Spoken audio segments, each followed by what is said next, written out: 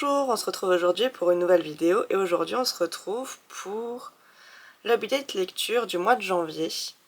Alors, en janvier, j'ai lu 7 livres, dont 5 papiers que je vais vous présenter tout de suite. Et on commence avec mon coup de cœur, Mamie Legueur de Benoît Philippon. On est ici sur l'histoire d'une mamie qui va être arrêtée par la police parce qu'il se trouve qu'elle a tiré sur des agents de police ainsi que son voisin. Son voisin a fini par être blessé et elle se retrouve donc en garde à vue où elle va discuter donc avec un agent de police. Enfin, elle va plutôt être interrogée par cet agent de police. Et l'agent de police va recevoir un coup de fil d'un de ses subordonnés et on va lui annoncer que cette petite mamie toute mignonne cache potentiellement des cadavres dans sa cave. Et à partir de là, on va suivre le récit de cette vieille femme qui a été très poignant, très prenant. J'ai réussi à rire, à pleurer, à être outrée, à être dégoûtée. J'ai ressenti tellement de choses en lisant ce livre, alors qu'il est très court au final, hein. C'est un tout petit poche. Mais lecture incroyable. On est ici sur une femme qui a une vie immense, incroyable, vraiment remplie. Et je peux que vous le conseiller les yeux fermés. Ensuite, j'ai lu une romance, un petit quelque chose en plus de Sandy Hall. Alors ici, la particularité du récit, c'est que les deux protagonistes principaux, on ne les suit pas.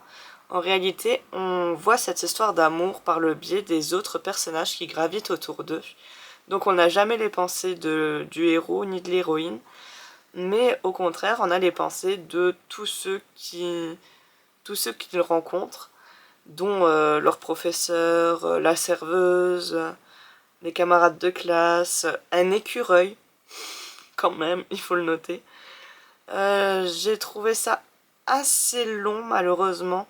On tourne beaucoup en rond. C'est un peu dommage. Ça se lit vraiment rapidement pour le coup. Et ça fait une petite romance sympa. Après, il faut pas s'attendre à une romance qui avance, hein. C'est vraiment très slow burn. Et à la fin, c'est... ouais, c'est ok. Troisième livre que j'ai terminé, Histoire éternelle de Lise Braswell, il me semble, oui. On est ici donc sur une réécriture de La Belle et la Bête. Et c'est si la mère de Belle avait maudit la bête. Donc il se trouve que la mère de Belle est l'enchanteresse. Et parmi les villageois, il se trouve qu'il y a beaucoup de créatures fantastiques, dont des gens avec des pouvoirs. On peut tomber sur des centaures ou des choses comme ça. Donc ça change pas mal de l'histoire de La Belle et la Bête. Après, on retrouve des personnages comme Gaston, comme Madame Savoir. D'ailleurs, on approfondit plus le personnage de Madame Savoir avec le mari, avec l'enfant, donc Zip. Donc ouais, c'était hyper sympa à lire, hyper sympa à découvrir. On creuse aussi beaucoup Maurice, donc le père de Belle. Sa mère, bien sûr, vu que là, pour le coup, elle est censée en avoir une. Très sympa à découvrir. Après, c'est dans la lignée des Twisted Tales. J'avais aucun doute que ça me plairait. Après, j'ai pas spécialement un coup de cœur. C'était très bien, hein, mais ça sera pas mon préféré de la saga. Ensuite, j'ai lu Arsène Lupin, c'est 813, le tome 2. Donc, ça va être compliqué d'en parler. On est ici sur un Lupin qui... disons qu'on a fait une découverte à la fin du tome 1 qui a très surpris les agents de police et ça leur a pas franchement plu. Donc on va suivre les péripéties de ce côté-là. Mais on va aussi suivre une histoire plus ou moins d'amour avec Lupin. C'était très prenant. C'est vraiment sympa de lire du Lupin. Après, j'ai beaucoup de mal avec son personnage qui est assez antipathique. Il s'en fout un peu des gens qui travaillent pour lui, je trouve. Après, bon, je pense que c'est l'auteur qui a voulu ça, mais ouais, j'ai beaucoup de mal à m'attacher à ce personnage. Ensuite, j'ai lu La Princesse des âmes de Alexandra Christou. Alors c'est une réécriture de Réponse. Je ne le savais pas. Enfin si, enfin je sais plus. Je sais plus, ils le disent derrière. C'était sympa à découvrir. Après, niveau réécriture de Réponse, on est quand même loin de la vraie écriture. Alors il y a les cheveux, il y a le passage où ils sont coupés, il y a la tour. Mais on est loin, loin, loin de Réponse.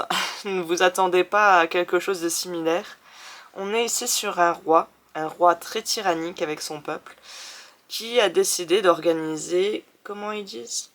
Oui, c'est une tradition, un festival, voilà, je cherchais le mot, un festival où les gens vont mettre leur vie en jeu, ou plutôt leurs âmes en jeu. S'ils survivent, ils peuvent faire un souhait et il sera automatiquement exaucé. Mais s'ils ne survivent pas à la mort qui va venir les frapper, où ils sont prévenus parce qu'il y a une sorcière qui prédit leur mort et qui les aiguille un petit peu, et bien le roi va manger leurs âmes afin de pouvoir continuer à vivre éternellement. Très sympa le roi, hein, on adore. Sauf que un de ses soldats va se présenter pour ce festival et il a pour objectif donc de destituer ce roi. Ouais, très sympa. Enfin, très sympa. Si, l'histoire en elle-même est très sympa, mais j'ai pas du tout cru en la romance entre donc cette princesse et ce soldat. C'était... ouais... On passe très vite de la haine à l'amour. Mais une haine, une vraie haine, hein. Il la déteste, hein. C'est vraiment... Mais j'ai pas cru en cette histoire d'amour. Donc c'est un petit point négatif là-dessus. J'avais lu l'autre livre de l'autrice, Le Royaume assassiné, qui là pour le coup c'était une réécriture de La Petite Sirène, que j'avais préférée. Après, très bonne découverte quand même, hein, on peut pas le nier. Mais ouais. Après, on parle de 6 îles. Je crois que celui sur La Petite Sirène est en dehors de ces 6 îles. Donc je sais pas, peut-être qu'elle écrira sur les autres îles. Parce qu'au final on en découvre 3 dans ce livre. Donc peut-être faire autre chose avec les autres. Ensuite on passe au livre numérique. J'ai lu La Fiancée tome 2 de Kirakas. Et... mauvaise lecture de mon côté. Là aussi j'ai un problème avec l'histoire d'amour. Je trouve que ça ne colle pas. C'est encore ce principe de je te déteste mais au final je finis avec toi. J'aime pas ça. J'aime pas, je comprends pas, non.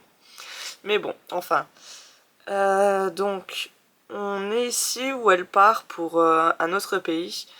Et elle va essayer d'apprendre les coutumes, de comprendre ce qui s'est passé à la fin du tome 1. Et elle va découvrir des choses qui vont pas lui plaire. Alors, très franchement, on se doutait de qui était le responsable de ce qui se passe à la fin du tome 1. Mais ouais, c'était ok. Après, j'ai trouvé un peu ridicule la façon dont un personnage est écarté de l'histoire. Franchement, c'est risible. Après, je sais qu'ils ont voulu... Enfin, je sais que l'autrice a voulu mettre en lumière un personnage, mais... ah, ça va pas. Et la fin, j'ai vraiment... J'avais l'impression d'être dans le monde des bisounours. Non, non, pour le coup, cette saga m'a pas du tout plu. À choisir, partez plutôt sur la sélection. Mais ouais, j'ai eu beaucoup de mal avec La Fiancée, que ce soit le tome 1 ou 2. Dommage. Ensuite, dernier livre, on est sur Ces prières que je fais dans le noir de Nin Gorman et quelqu'un d'autre. Ah, je suis un boulet là-dessus. Je ne sais plus. Bref, je vous l'affiche ici, il y aura les deux noms, je suis désolée. Donc on est ici sur l'histoire de Jaeger. Donc un jeune homme de la bande qu'on suit depuis le départ, qui... Si vous lisez cette saga, faites attention, trigger warning, renseignez-vous. On aborde beaucoup de sujets difficiles et ce tome n'est pas exempt de ça. Donc ouais, assez compliqué comme lecture. J'ai pris mon temps pour la lire parce que on aborde des sujets vraiment difficiles. C'était éprouvant pour moi à lire. Mais ouais, on aborde ici le côté religieux parce que sa famille est très croyante, donc si vous n'aimez pas ça, faites attention. On aborde aussi plein d'autres sujets qui peuvent faire du mal, hein, tout simplement. Donc oui, faites attention. Personnellement, j'ai adoré cette histoire. Enfin, oui, j'ai adoré le livre. Après, adorer ce qui s'y passe, c'est un peu compliqué, mais ouais, c'était vraiment, vraiment poignant. Je pensais pas m'attacher autant à Jaeger. Après, j'ai l'impression que je dis ça avec tous les personnages, sauf un, que je savais d'évidence que ça serait mon chouchou. Mais ouais, vraiment très sympa. J'ai un peu peur pour les 2 autres tomes qui arrivent, parce qu'on va suivre un personnage que j'ai du mal à apprécier. J'ai un peu de mal avec. Mais bon, pourquoi pas. Après, c'est séparé en 2 tomes, je crois, le deuxième, donc ça va mettre du temps. Je crois qu'ils font tous les deux 500 pages, quelque chose comme ça, donc on verra. Mais ouais, lecture très touchante. Donc voilà, je vous ai présenté toutes mes lectures de janvier. Pour le livre de mes 12 livres que je veux lire en 2026, il est lu, mais je l'ai fini début février, donc vous le verrez plus tard. Mais il est lu, donc techniquement, je suis à jour dans ce que je voulais faire, ce qui est plutôt cool. Je vous laisse me dire, vous aussi, ce que vous avez lu, ce que vous avez aimé ce mois-ci. Et sur ce, je vous dis à bientôt.